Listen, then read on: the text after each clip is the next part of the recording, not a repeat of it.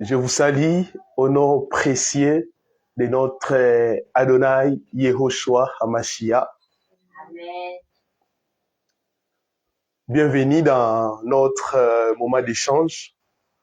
Je vous demande de partager la vidéo. On aura un moment d'échange. Partagez la vidéo et dites-nous si le son est bon. Nous allons démarrer.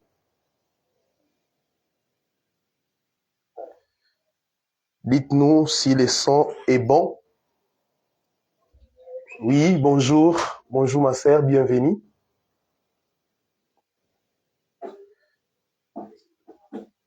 Partageons la vidéo.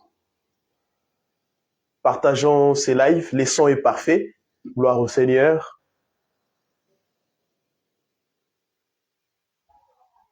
Le Seigneur nous fera énormément du bien Amen. pendant ces moments d'échange.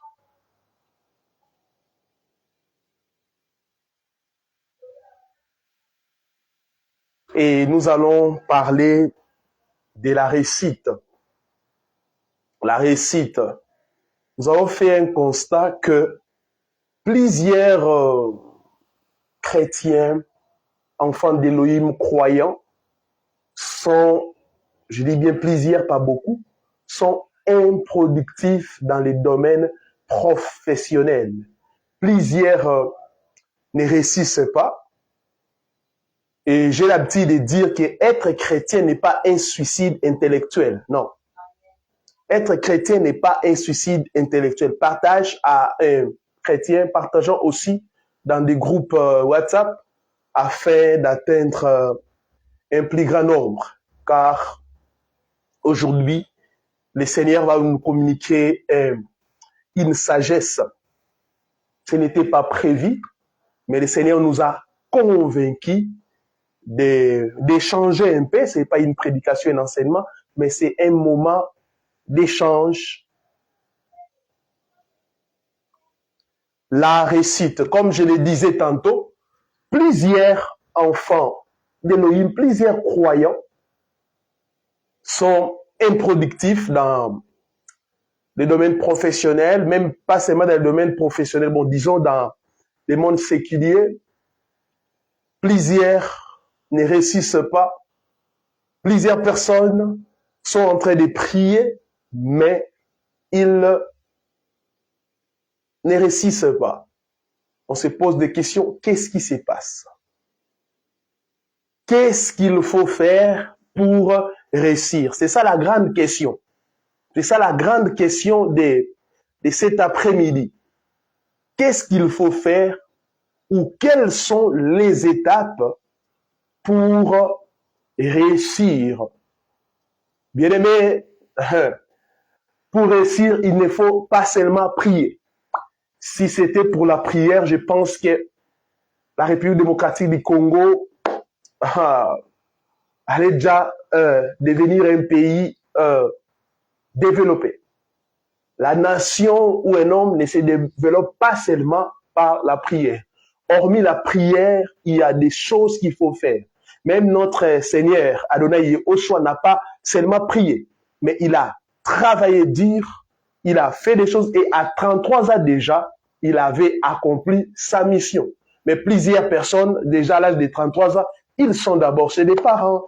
Plusieurs à l'âge de 33 ans, ils n'ont pas accompli même une seule chose dans leur vie. Or, notre Adonai Yehoshua, déjà à 33 ans, il avait fini sa mission. Vous êtes là? Amen. Gloire au Seigneur.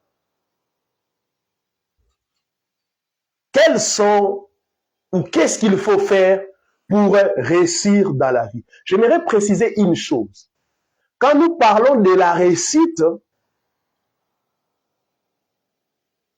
on doit plutôt définir les mots réussite. La réussite, ce n'est pas par rapport aux autres. Ou la réussite, ce n'est pas par rapport aux membres de ta famille, non. C'est quoi réussir? Réussir, c'est atteindre les plans de Dieu dans ta vie. Amen. Réussir, c'est ça. Réussir, c'est quand tu accomplis ta destinée. Si Yahweh t'a dit que si tu fais autant de choses où Yahweh a décidé dans ta vie que tu feras telle chose, quand tu les fais, tu as réussi. La réussite ne dépend pas de l'autre, mais la réussite dépend de ta vision, ta mission et ta destinée. Amen. Gloire au Seigneur. Là, j'aimerais que surtout les jeunes puissent bien comprendre parce que nous sommes dans un monde de compétition. Vous allez voir un jeune en train d'imiter une personne, mais qui n'est pas dans son domaine. Et tu vas réussir comment? La réussite, c'est dans son domaine, dans ton domaine, j'allais dire. C'est dans ton domaine, ce n'est pas imiter les autres. C'est dans ton domaine. La première chose à faire pour réussir dans la vie, pour réussir dans tout ce que vous êtes en train de faire. Vous êtes vendeur, vous êtes commerçant, je sais pas, vous êtes chef d'entreprise, vous êtes en train de travailler quelque part. Écoutez-moi bien. Vous êtes homme politique. Je bénis le Seigneur car de plus en plus nous avons vraiment des jeunes sérieux chrétiens qui sont en train d'embrasser la politique. La première chose à faire, c'est savoir prendre les risques. Prendre les risques. La majorité des gens qui se disent chrétiens ne prennent pas de risques. Il faut savoir prendre les risques. Hébreux chapitre 11, le verset 8e. Hébreux 11, 8, la Bible dit, par la foi, Abraham, étant appelé, obéit pour aller sur la terre qu'il devait recevoir en héritage, et il partit sans savoir où il allait. La Bible dit qu'Abraham partit sans savoir où il allait. Abraham a pris un risque pour recevoir l'héritage. Abraham a pris un risque. Il est écrit qu'Abraham partit sans savoir où il allait. Donc, quand Abraham était en train de partir, si on pouvait poser la question à Abraham, il allait nous répondre, je ne sais pas. Mais Dieu, Yahweh, Elohim m'a dit de partir, je suis en train de partir. Quel risque? Partir dans un endroit que tu ne connais pas. Aujourd'hui, plusieurs jeunes, plusieurs personnes, avant de faire quelque chose, avant d'entreprendre, les gens sont en train de se poser trop de questions. Est-ce que ça va réussir? Est-ce que possible? Est-ce que si je fais ça? Est-ce que? Pierre a pris un risque, un grand risque. Ils étaient dans la barque et ils ont vu le Seigneur. Et les apôtres ont dit non, c'est un fantôme. Et Yeshua a dit non, c'est pas un fantôme, c'est moi, le Seigneur. Pétros a pris le courage, a pris un risque. Il a dit, si c'est toi, ordonne que moi aussi je puisse marcher sur les eaux comme toi. Pierre a pris le risque. Et Yeshua a dit, va. Et Pierre a commencé à marcher. Mais aujourd'hui, plusieurs jeunes sont dans des barques. Vous savez, le confort de la barque parfois empêche les gens à prendre les risques. Plusieurs sont dans des barques. Plusieurs sont encore dans des toits parentaux.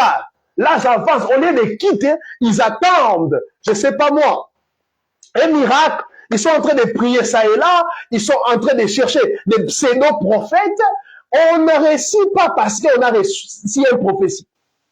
La réussite n'est pas conditionnée par une prophétie. Si c'était par des prophéties qu'on allait réussir, mais je vous dis, la Bible même dit qu'il y a des gens qui ont salué la prophétie de loin. Ils n'ont pas réussi. La prophétie, c'est bien bon, mais il faut aussi mettre en pratique beaucoup de choses. Il faut mettre en pratique beaucoup de choses. Amen. Amen. Vous voyez ça? Pierre a pris le risque. Il a marché sur les eaux. Pourquoi? Il a quitté le confort de la barque. Il a quitté le confort de la barque. J'ai entendu quelqu'un dire, je sens que je dois quitter le toit parental. Mais je suis une femme, comment je vais quitter comme ça? C'est écrit où? Oui, si Elohim te convainc ou si c'est là, cadre avec ta mission, que tu veux quitter, il faut aller. Aujourd'hui, beaucoup de gens sont ici confinés à Kinshasa. Mais ils ont des capacités qu'ils peuvent mettre en pratique dans des provinces. Dans des provinces, il y a des gens qui cherchent des élites. Ici, il y a plusieurs personnes. Tu peux aller en province investir, tu peux aller en province commencer un business, mais les gens sont dans la ville, en train de passer leur temps, en train de commander, alors qu'ils pouvaient prendre le risque, aller dans des villages et faire des commerces. Plusieurs chrétiens ne sont pas en train de réussir parce qu'ils ne prennent pas de risques. Ils veulent tout comprendre. Ils veulent tout savoir avant de décider. Bien aimé, tu ne maîtriseras toujours pas tout. Il faut se lancer. Il faut se lancer. Tu te poses des questions. Comment je vais vivre? Oh, Abraham partait. Il ne connaissait pas le lieu, mais il partait par la foi. Vous allez voir dans des milieux professionnels. Tu es jeune. Au lieu de prendre le risque d'adhérer dans des partis politiques, de faire, de travailler, mais toi tu veux devenir, je ne sais pas moi, un grand politicien, mais tu ne prends pas le risque de commencer quelque part. Tu veux devenir un grand commerçant. Ce qui aussi, ou des choses qui ont détruit surtout cette jeunesse actuelle, ce sont des faux prophètes. Je vois un grand mariage. Là, la fille déjà pense qu'elle va se marier avec une personne, un homme d'affaires. Il est en train d'attendre le grand mariage et en négligeant des jeunes gens qui sont là autour de lui, en train de se battre normalement parce que le prophète a dit grand mariage, parce que le prophète a dit grand ministère. Vous êtes en train d'attendre des grandes choses alors que pour arriver aux grandes choses, tu dois commencer quelque part. En réalité, les grandes choses, c'est l'ensemble des petites choses qu'on fait tous les jours. Vous voyez? Prenez des risques. Prenez des risques. Ne dites pas, je suis encore jeune. Il n'y a qu'aussi au Congo que je vois une personne de 25 qu'on appelle jeune. Je ne sais pas. Pendant que ailleurs, des jeunes de 22 ans sont en train d'inventer des choses. Mais il y a des gens, 40 ans, 50 ans, même un biscuit, il n'a pas créé. Mais il est derrière des parents, courir toujours après les parents, courir toujours après des gens, alors que tu pouvais prendre les risques. Le Seigneur accompagne des gens qui prennent les risques. Le Seigneur accompagne des gens qui savent prendre les risques. Quand tu ne prends pas les risques, le Seigneur ne va pas t'accompagner. Le Seigneur ne va pas t'accompagner. Pierre a pris les risques, le Seigneur l'a accompagné. Abraham a pris les risques, le Seigneur l'a accompagné. Prenez des risques. On a des chrétiens qui n'excellent plus. Pourquoi? Il est en train de travailler quelque part, il pense que c'est la fin du monde. Or, on ne devient jamais riche avec un salaire. Jamais. Parmi des millionnaires et des millionnaires, il n'y a pas de salariés. Le travail qu'on te paie à la fin du mois, c'est pour payer des dettes. Loyer, eau, électricité, et c'est fini. C'est fini. On ne devient jamais riche avec un salaire. Tu te contentes de ces salaires-là, de $500 chaque mois, alors que tu pouvais investir ailleurs, tu es en train de combiner les deux. Mais comme j'ai déjà trouvé un boulot, c'est fini, gloire au Seigneur, tu es là, tu croises les bras, tu attends le ciel. Être chrétien n'est pas un suicide intellectuel. Vous devez prendre le risque.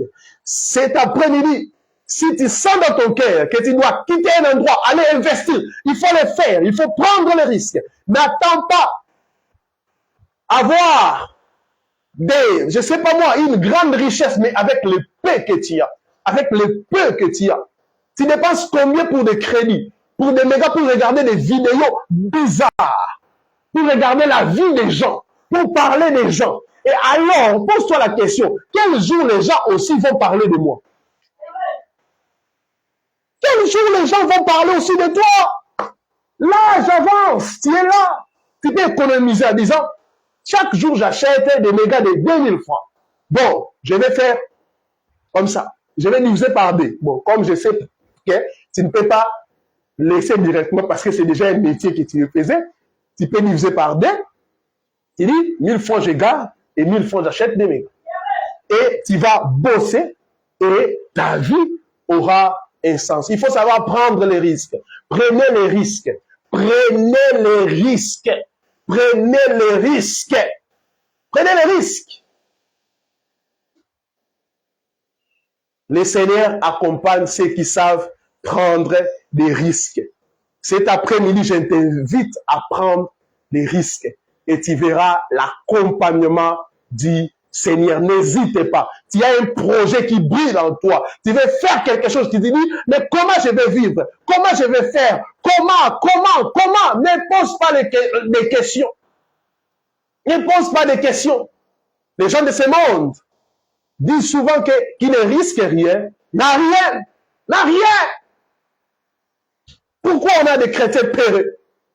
Pourquoi on a des chrétiens sans ambition? Et surtout certaines femmes, l'ambition, la finalité, c'est des mariages point barre.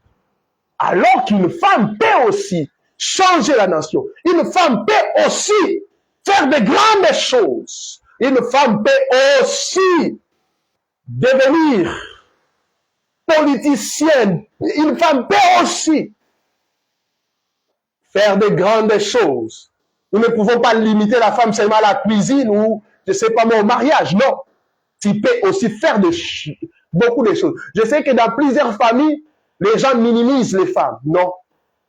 Tu peux aussi faire quelque chose. Tu peux aussi commencer quelque chose de bien.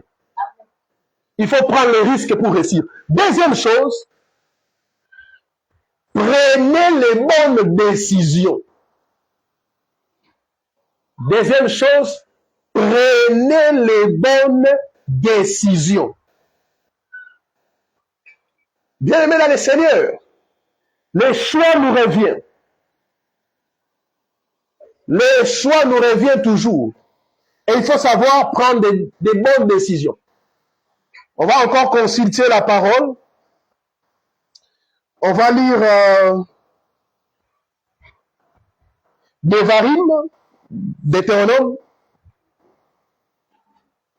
30, le verset 19e. Deutéronome 30, 19.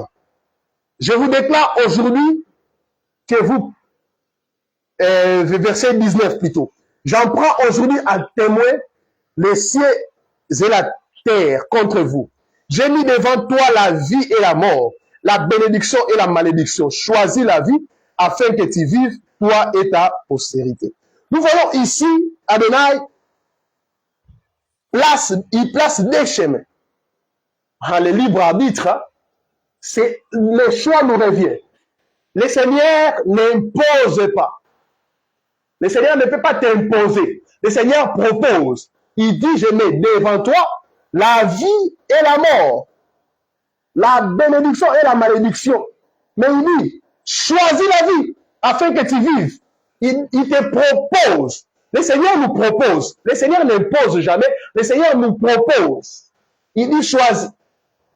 Quand tu finiras en enfer, ça ne sera pas la faute du Seigneur. Il t'a donné ou il a mis des chemins devant toi. Amen. Amen. Il faut savoir que nos choix aboutiront à des réalités. Nos choix, en lisant ces passages, nous comprenons que nos choix aboutiront à des réalités. La vie ou la mort. La vie ou la mort. Nos choix aboutiront à deux réalités. Donc, quand tu opères un choix dans la vie, sache que tu aboutiras à deux réalités. La vie ou la mort. La vie ou la mort. Quand tu choisis de fumer, quand tu choisis la vie des péchés, quand tu choisis l'escroquerie, le mensonge, tu finiras par mourir. Mourir. Mais quand tu choisis les bons chemins, tu finiras par avoir la vie. Les choix d'Abraham. L'Abraham a fait le choix de quitter. Mais il avait pris une bonne décision. Parce que Quand tu prends une décision aujourd'hui, on ne saura pas te juger. Tu peux prendre une décision aujourd'hui, mais on ne saura pas te juger. Pour qu'on puisse bien te juger, il faut un temps. Nous allons voir, n'est-ce pas, les conséquences de ta décision. Aujourd'hui, on t'interdit avec cet homme, avec cette femme, tu n'écoutes pas. Bravo, on va te laisser. Fais ton choix. Mais 5 ans après, 6 ans, et malheureusement, après le divorce, que tu comprendras que les gens qui parlaient avaient raison. Prendre les bonnes décisions. Abraham a fait un bon choix. Il a quitté ses parents. Il a quitté le toit parental. Vous voyez, Abraham était déjà vieux, mais collé toujours aux parents. Abraham était toujours en train de vivre, à dépendre de ses parents. Le Seigneur a dit non, non, non, non. Si je laisse cet homme, il risquera de mourir chez les parents. Quitte. Et il a pris le risque. Il ne connaissait pas l'endroit, mais il a pris des risques en faisant un bon choix. Le choix de Ruth. Ruth a fait le choix de s'attacher à Naomi. Naomi était déjà une veuve. Naomi n'avait rien. Mais Ruth a fait le bon choix. Ruth a dit non, non, non, non. Moi, je ne peux pas laisser Naomi. Mais Ruth, quand elle s'attacha, comme la Bible dit, à Naomi, Naomi a donné quoi? Le mariage avec Boaz. Vous voyez ça? Vous voyez, il faut savoir prendre de bonnes décisions. Ruth a pris une bonne décision. Et la décision qu'elle a prise, quelque temps après, nous avons vu la résultat. La résultat, ce n'était pas la mort, mais la vie. Aujourd'hui, elle est placée dans la lignée de notre Seigneur Yahushua parce que Ruth a fait un bon choix. Un bon choix. La Bible dit, l'être humain regarde au matériel, regarde à ce qui frappe. Mais l'Éternel regarde que. Attention, chers jeunes, tout ce qui brille n'est pas de l'or. Amen. Amen. Attention, attention. À cette époque, est-ce qu'il y a encore des rites? Les gens qui peuvent voir dans Naomi ce que les gens ne voient pas.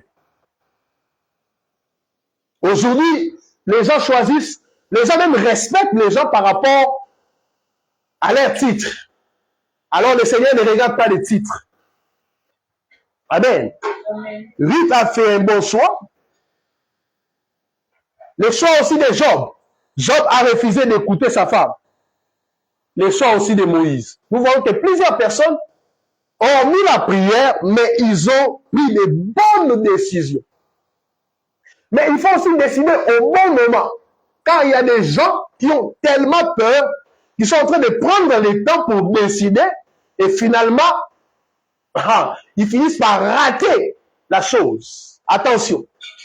Il ne faut pas décider avant le temps, mais il ne faut pas aussi décider après le temps. Il faut prendre des bonnes décisions, mais aussi au bon moment. Amen. Comprenez ça? Amen. C'est ça la sagesse. Quand il faut prendre une décision, il faut aussi demeurer ferme. Troisième chose pour réussir dans la vie,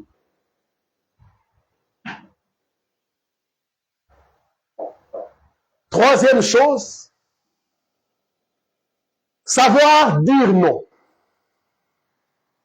Savoir dire non.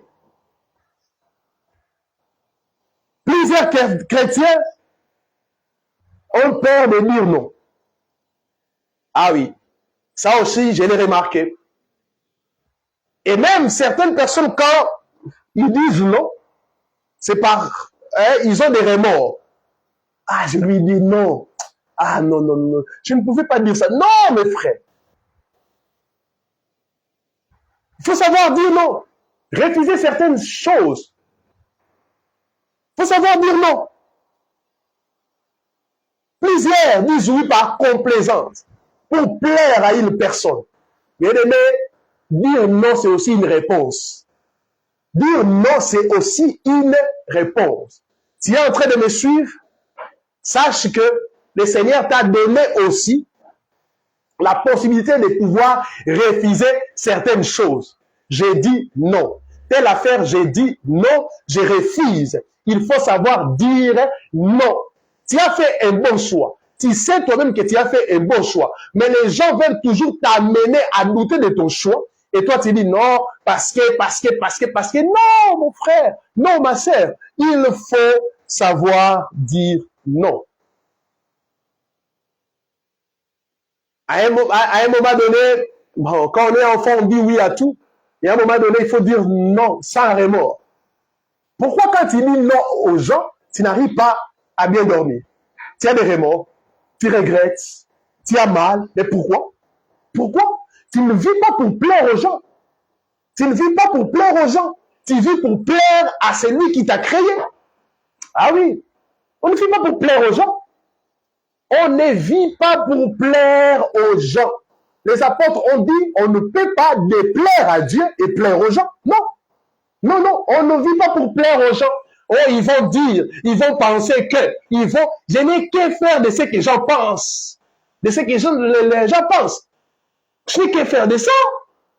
Je n'ai qu'à faire de ça.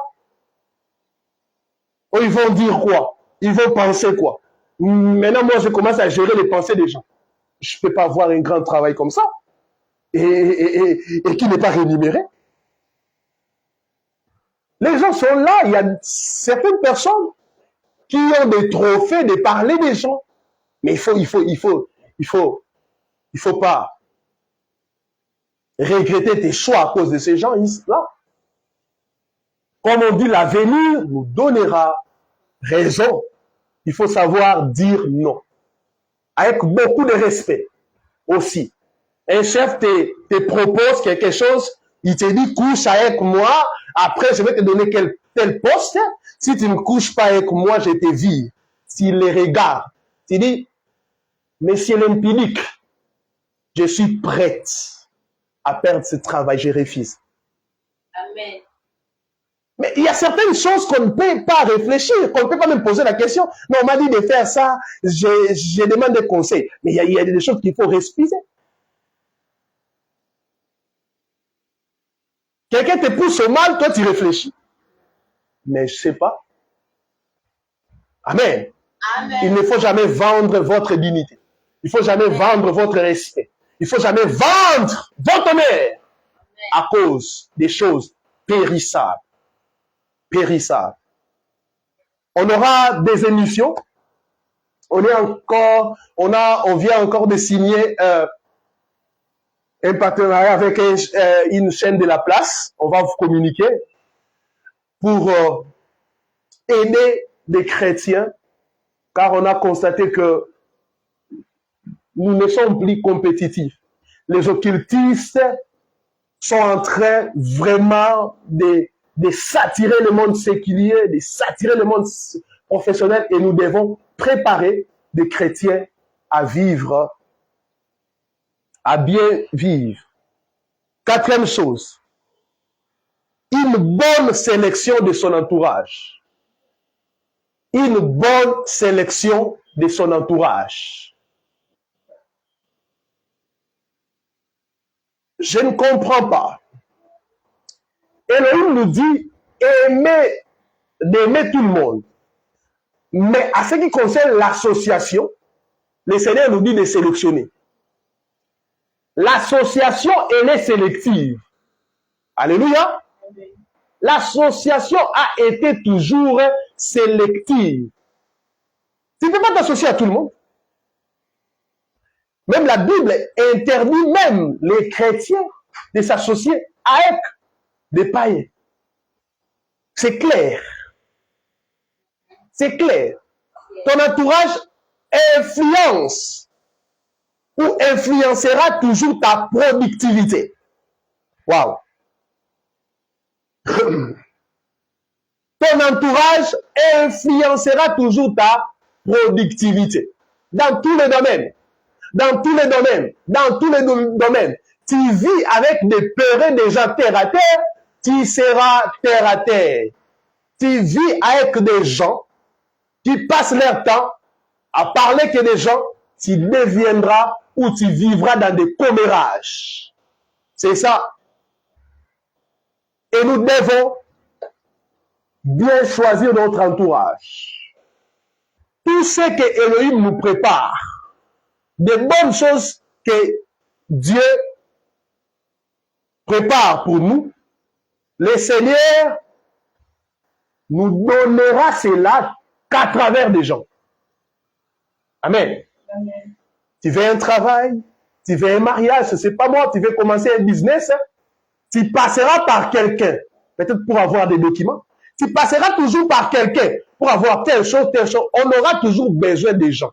Mais quand tu es mal entouré, tu empêcheras même aux bonnes personnes de venir t'approcher. Pourquoi? Ils savent déjà que telle personne marche avec toi. Plusieurs personnes ne sont pas bénies, plusieurs personnes ne voient pas la main d'Élohim, car les gens qui devaient, n'est-ce pas, les bénir, sont loin. Sont très loin. Très loin même. Ils sont très loin. Tu devrais déjà être engagé quelque part, commencer quelque chose. Dans ton entourage, Elohim a prévu quelqu'un pour qu'il puisse te donner une idée. Mais la personne, elle est loin. Mais toi, tu es entouré. Des impudiques, des bandits, des voyous. Des gens qui sont là, non pas, ils sont là, non pas pour toi, mais pour eux-mêmes. Voyez ça? Amen. Une bonne sélection de son entourage. On ne laisse pas tout le monde entrer dans sa vie privée ou dans sa chambre. Il y a des gens dans ta vie qui doivent se limiter au véranda de ta vie, d'autres au salon de ta vie, d'autres à la chambre de ta vie. Amen. Amen. C'est ça. Une bonne sélection de son entourage.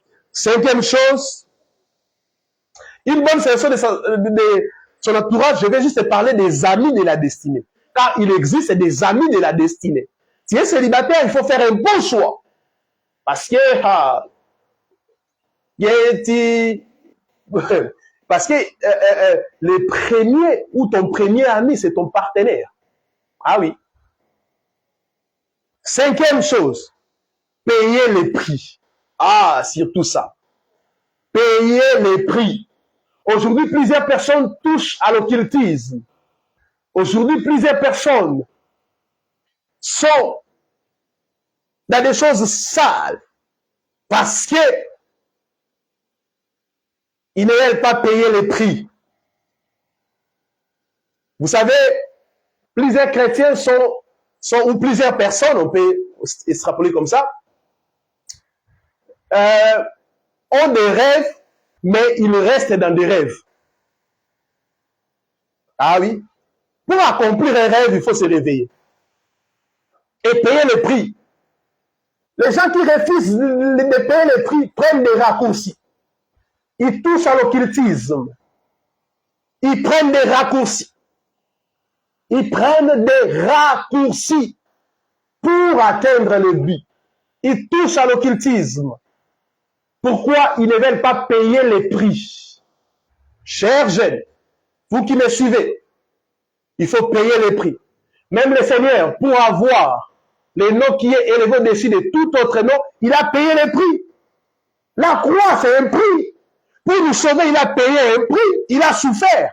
Mais toi, tu ne veux pas souffrir. Tu es en train de suivre les vendeurs d'illusions, des pseudo-prophètes, des pseudo-pasteurs qui sont en train de déclarer, tu seras béni, amen, tu seras béni, tu seras béni. Depuis qu'ils ont fait des déclarations sur ta vie, qu'est-ce que tu as fait? Rien du tout, rien de spécial. Alors qu'on ne réussit pas parce qu'un homme a déclaré sur toi. On réussit parce qu'on paye le prix, parce qu'on a payé un prix. On ne réussit pas seulement en priant. On ne réussit pas. Si c'était ça, mais plusieurs, vous savez, au Congo, les gens prient. Hein? Aujourd'hui, c'est dimanche. Plusieurs personnes ont fréquenté des endroits que vous appelez abusivement église. Alors que ce n'est pas ça l'église. Ce sont des bâtiments, des briques, tout simplement. Et on a déclaré sur votre semaine. Votre semaine sera bénie. Votre semaine sera bénie. Et vous attendez le dimanche prochain pour qu'on puisse déclarer pour vous. Mais il faut faire d'abord l'évaluation. Est-ce que ce qu'on a déclaré pour toi est arrivé? Dans vos veillées là, vos veillées de décembre, que vous partez là, par peur de la mort, vous partez au veillées. On déclare que cette année, année d'élévation. Mais toi, tu as commencé l'année chômeur et tu as fini l'année chômeur. Mais pose la question au pasteur, qu'est-ce qui est arrivé? Amen. Amen. Amen. Amen. Pose la question, il faut évaluer. Ils t'ont dit que cette année, tu vas te marier. Cette année, ça ne ratera pas. Nous sommes au mois d'avril. Ah, quand est-ce que tu vas commencer la relation? Est-ce que tu es en train déjà de faire des préparatifs? Tu n'as personne. Je ne sais pas, vous allez faire des fiançailles de 2 mois. N'acceptez pas bêtement des déclarations. Mais il faut payer le prix. Il faut travailler dur. Il faut payer les prix. Il faut payer les prix. Quand vous ne payez pas le prix, vous allez tomber dans ce que j'appelle des raccourcis pour réussir. Cherchez comment toucher aux fétiches, cherchez comment voler l'argent de l'État, devenir des occultistes. Aujourd'hui, même dans certains endroits, pour avoir un travail, il faut devenir homosexuel. Il y a tant de choses que les gens sont en train de faire pour recevoir l'argent. Alors que le Seigneur nous demande tout simplement de payer un prix. Il a payé un prix pour devenir ce qu'il est devenu. Et nous aussi, si tu es dit chrétien, sache que la vie chrétienne d'abord, elle n'est pas facile. Pourquoi le monde est saturé des occultistes? Nous devons travailler doublement pour dépasser ces gens-là. Le monde est en train d'évoluer. Le monde est en train d'évoluer. Mais tu ne veux pas payer le prix. Tu ne veux pas bosser dur. Tu es jeune. Tu as encore de la force. Au lieu de travailler dur, tu es en train de négliger. Vous savez, dans la vie, soit tu acceptes la réjouissance aujourd'hui, et demain tu vas pleurer. Soit tu acceptes de pleurer aujourd'hui, et demain tu vas te réjouir. La force que tu as maintenant, dans 20 à 30 ans, tu n'auras plus cette force. La beauté que tu as aujourd'hui, jeune fille, on ne te trompe pas. Dans 10 ans, 15 ans, 20 ans, aussi l'angala. Et si tu comptes que sur ça, si tu comptes que sur ta beauté, et tu laisses ta nullité sur TikTok, impuni que tu n'as même pas peur, tu fais la honte non seulement de ta famille, mais tu fais la honte même de ton pays. Allez sur TikTok et voir des bêtises que les gens sont en train de faire. Mais tu penses que le corps que tu exposes aujourd'hui, dans 20 ans, tu auras le même corps. Il y aura des rides, des doutes. Et si ton marchandise c'est ton corps, sache que ça va périmer. Mais cherchez des choses sérieuses. Bâtissez votre destinée dignement. Sans montrer votre nullité à tout le monde. Soyez fiers de votre destinée. Le Seigneur vous a créé à son image. Bossez dire, comptez sur le Seigneur, travaillez. Ne comptez pas sur un grand frère, une grande sœur. Ne comptez pas sur vos parents d'abord, mais frayez votre chemin seul. Travaillez dur. Les gens ne sont pas obligés de vous aider. Pourquoi nous devons combattre la pauvreté? Parce que la pauvreté fait mal. Un homme qui manque les biens, qui manque de quoi manger, il sera toujours une charge pour les gens. Et quand il devient une charge, les gens vont se lasser de toi, les gens vont se fatiguer. C'est pour ça qu'il faut travailler dur. N'attends pas seulement, et je ne sais pas, être engagé dans une entreprise, mais tu peux aussi commencer ton entreprise en vendant des petites choses. Je ne comprends pas aujourd'hui, ici à Kinshasa, les gens qui sont en train de faire des petits commerces sont négligés. Mais non. Et il y a des jeunes qui se disent, moi je ne peux pas faire ça. Mais tu as quoi? Tu as quoi?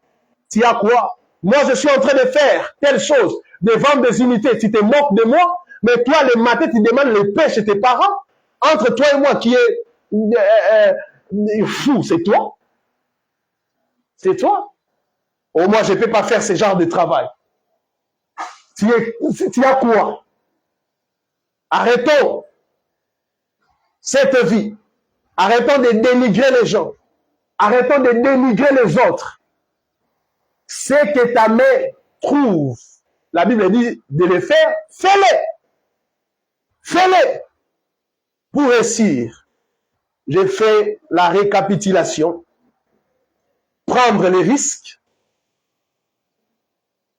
Deuxièmement, prenez les bonnes décisions. Troisièmement, savoir dire non. Quatrièmement, une bonne sélection de son entourage. 5, payer les prix. Payer les prix. Payer les prix. Aujourd'hui, les gens sont en train même de coucher avec des cadavres pour avoir de l'argent. Aujourd'hui, les gens sont en train de manger même les caca pour avoir de l'argent. Quelle facilité. Vous aimez trop la facilité. Il ne faut jamais avoir des amis qui aiment la facilité. Parce qu'ils vont t'amener à toucher au fétiche.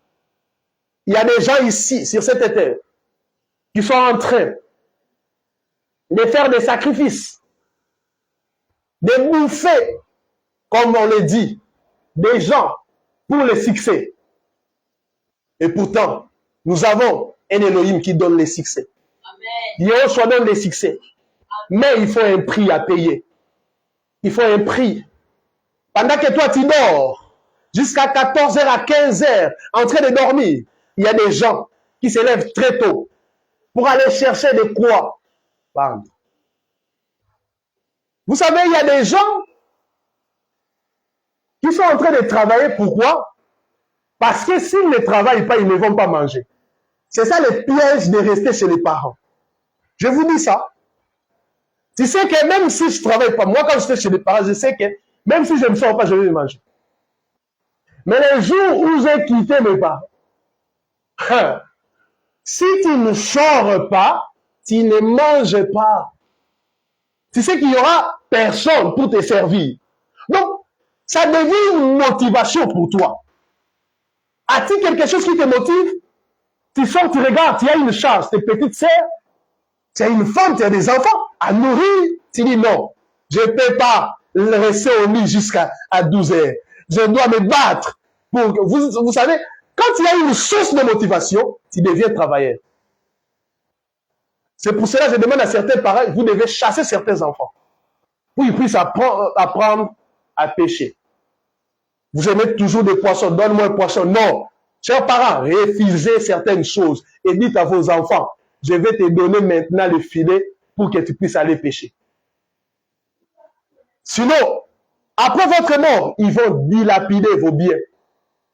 Tout ce que tu as amassé, ils vont les dilapider.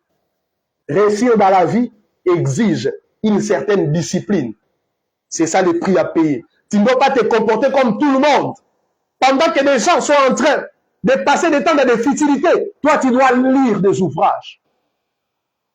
Aujourd'hui, on a même un étudiant en médecine, mais qui est un jouisseur.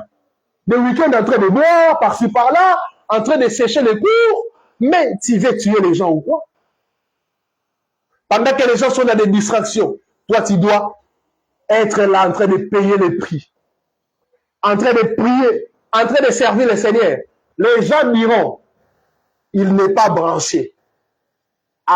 Abété là, il n'est pas branché.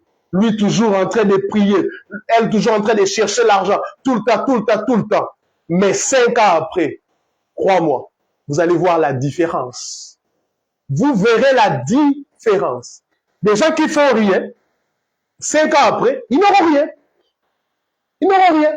Même les gens qui commandent, tu n'auras pas toujours cette force. Mais si tu es en train de faire quelque chose, en train de bosser quelque part, 5 ans après, 10 ans après, tu verras la main du Seigneur. Il n'y a pas de faux métier. On ne puisse pas te décourager. Même si tu es ajusteur, même si, je ne sais pas moi, tu es vendeuse, tu es en train de vendre, même des élastiques, continue, paye le prix. Mais il faut avoir des initiatives. Des initiatives. Tu es en train de faire telle chose, mais il faut aussi regarder. Qu'est-ce que je peux faire pour que je puisse boaster ce que je suis en train de faire.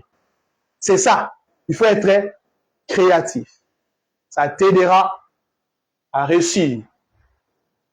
Qu'Adonai Yehoshua vous bénisse abondamment. Amen. Je crois qu'on a passé un bon moment. On a passé un bon moment.